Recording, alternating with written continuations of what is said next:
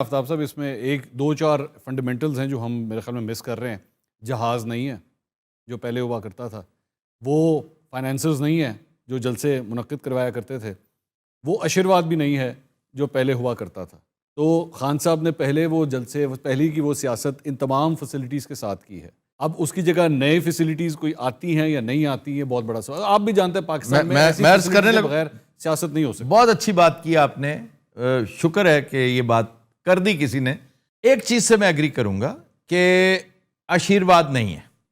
اب واقعی نیوٹرل معاملات چل رہے ہیں, آپ کو سپورٹ نہیں مل رہی کہیں سے, لیکن آپ یقین کیجئے کہ عمران خان کی جو شخصیت ہے, جو اس کا پرسونا ہے, جو اس کی ایک آب و تاب ہے, اس کا جاہ و جلال ہے, اللہ تعالیٰ نے جو اس کو عطا کیا ہوا ہے جی.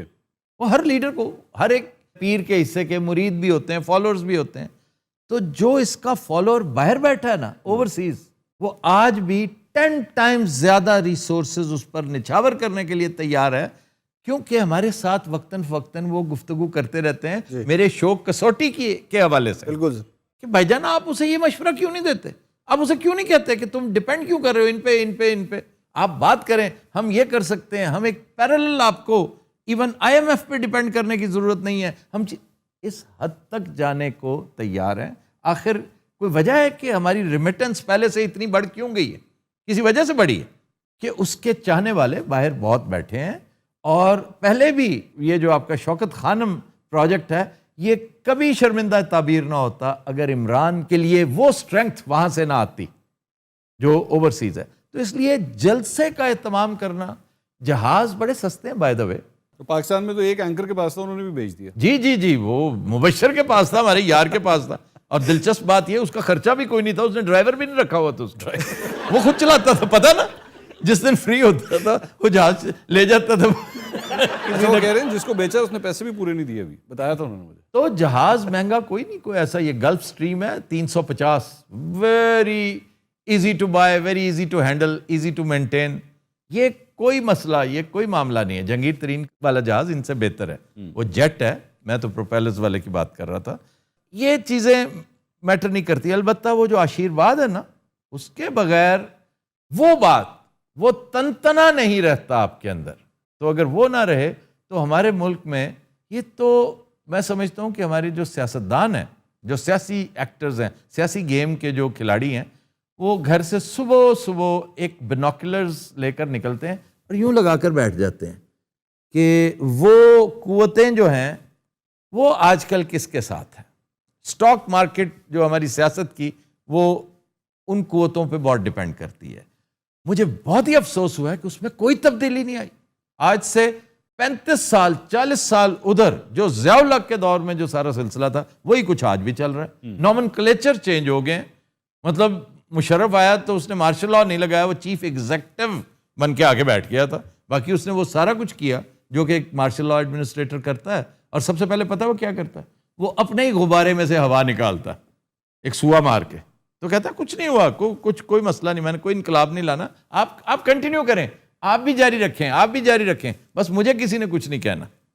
تو وہ سلسلہ تو اب بھی چل رہا ہے. عمران کی ٹریجڈی ہے کہ وہ اگینسٹ دا ٹائڈ تیرنے کی جو خواہش تھی, آپ خود سوئمر ہیں, آپ کو پتہ ہے کہ اگینسٹ دا ٹائڈ تیرنا بہت مشکل ہے. تھوڑی دیر میں آپ کی ہر چیز شل ہو جاتی ہے. عمران کی بھی شل ہوگی, لیکن وہ ابھی تک مصر ہے کہ نہیں, میں نے تیرنا ہے تو اگینسٹ دا ٹائڈ تیرنا.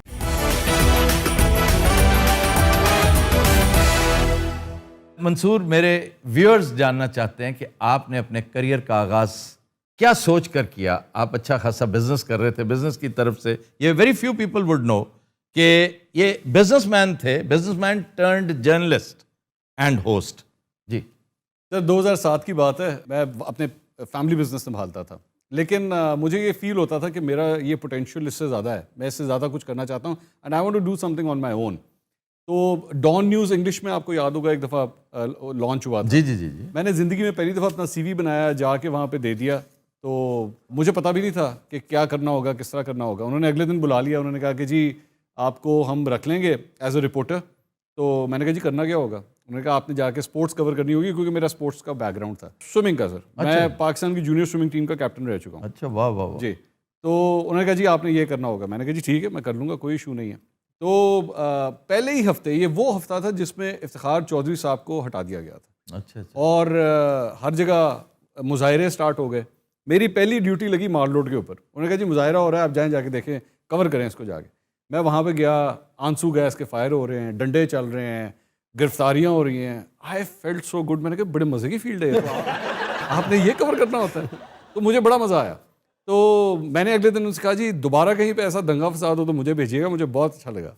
تو any ways my point is کہ آئی اسٹارٹیڈ آل دس, اور مائی فادر واز ایکسپیکٹنگ کہ جی یہ مہینے کے اندر اندر واپس آ جائے گا کھجل خوار ہو کے. تو میں مہینے کے بعد انہوں نے پوچھا, میں نے کہا جی مجھے تو بہت مزہ آ رہا ہے. پھر 3 مہینے کے بعد دوبارہ پوچھا, میں نے کہا جی I am still enjoying my self.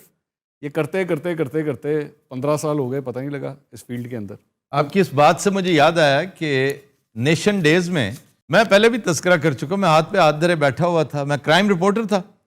تو سارے جا چکے, نیوز روم خالی ہو چکا. رپورٹرز میں سے بھی عارف نظامی صاحب داخل ہوئے, تو شیشے کی دیواریں ہوتی ہیں نا عام طور پہ اخبار کے دفتر میں, تو انہوں نے دیکھا کہ رپورٹنگ ڈیسک پہ صرف آفتاب از دیر. تو آگے تو کہتے کیا صورتحال ہے؟ میں کہا سر آج تو بالکل ویرانی ہے.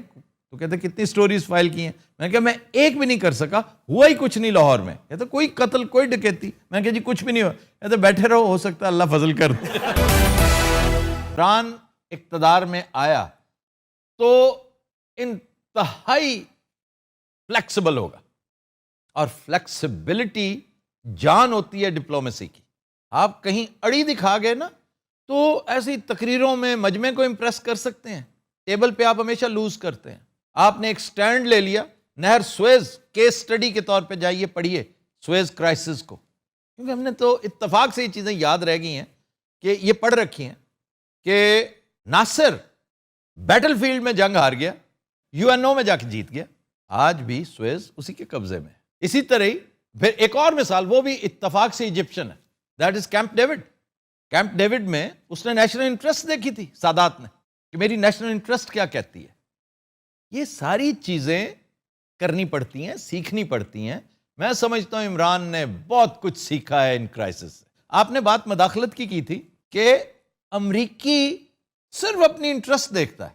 بالکل اس کی انٹرسٹ کو اگر سیکیور کر لیا, but not at the cost of our interest, یہ چیز. اور امریکہ ایسا چاہے گا بھی نہیں, آپ یقین کریں.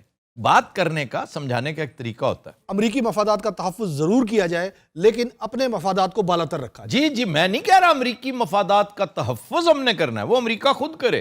ہم امریکی مفادات کو نقصان نہیں پہنچانا چاہتے, سوال ہی پیدا نہیں ہوتا. اور دیکھیں نا, ایک فلیکسیبلٹی آپ نے دیکھی ہوگی کچھ عرصہ پہلے, خان نے یہ اچھی بات کی ہے کہ میں نے امریکہ کو نہیں کہا تھا کہ ایبسولوٹلی ناٹ. وہ مجھ سے ایک انٹرویور نے پوچھا تھا کہ آپ سے اڈے مانگیں گے, آپ اڈے دے دیں گے, تو میں نے انہیں کہا تھا کہ ایبسولوٹلی ناٹ. اب اصولی طور پہ اس پہ بات ہونی چاہیے تھی کہ پالیٹیشین انٹرویو میں جو باتیں کرتا ہے وہ باتیں ڈپلومیٹک ٹیبل پہ نہیں ہوتی. انٹرویو کے لیے اس کے کنزیومرز اور ہوتے ہیں, اس کا مخاطب امریکہ نہیں ہے, اسٹیٹ ڈپارٹمنٹ کا 7th فلور نہیں ہے, پینٹاگن نہیں ہے, 1600 پینسلوینیا ایونیو نہیں ہے. اور پچھلے دنوں عمران خان نے یہ کہا بھی کہ میں نہ اینٹی امریکن ہوں نہ اینٹی انڈین ہوں, کوئی جاہل ہی اور کوئی بے وقوف آدمی ہی پورے ملک کے خلاف ہو سکتا ہے. ایبسولوٹلی, کیا بات ہے. لیکن سر اگر عمران خان نہ آئے نا, میں اپنے بھرا نو گولی مار دینی. خیر جو میں صفائی کرنی. او جدے یہ کیا بکواس ہے ابھی؟ پرے ہو جا بھائی, پرے ہو جا. او پرے ہو بھائی, کیا کر رہے ہو یار؟ بیٹھتے ہو ذرا. بڑے دن بعد آئے ہو, جیدے کدھر تھے تو؟ میں جی ادھر گیا سی رائے ونڈ صفائی کرنے واسطے جناب. صفائی کرنے یا صفائی کروانے؟ نہیں صفائی کرنے گیا سی, 3 سالاں دا گھاٹا چڑھیا سی جناب, بڑیاں محنتاں دے نال لایا تے آ جھاڑو چل کے اوتھے ہی اننا رہ گیا جی. او چکو بھی چکو, چلو یہ بکواس ہے. یہ اندھے ہیں ابھی, جھوٹ بولتے ہیں اندھے. کرتی صفائی ہجے کرنی ہے, کھڑے ہو جو. تو یار بات سنو, بعد میں کر لینا پلیز. کیوں جی ایکسائٹ بات ہو جاؤ, ہم سیریس گفتگو یار کریں. مجھے او میرا بھی سیریس کام ہے, میرے کام نو تسی مذاق لیا جی. سیریس گفتگو, اوے تو صفائی کر, سیریس رہ. بات سنو جیدے, ہاں جی. سائڈ پہ بیٹھ جاؤ, ہمیں بات کر لینے دو. او سر جی تسی تے گل کردے رہنا, میری دیہڑی خراب ہونی ہے. یا دیہڑی میرے سے لے لینا, وہاں بیٹھ جاؤ. میں 5 پورا لینا جی, پھر نہ مینوں کہنا. ٹھیک ہے, مل جائیں گے تمہیں. 5 پورا ڈن ڈن.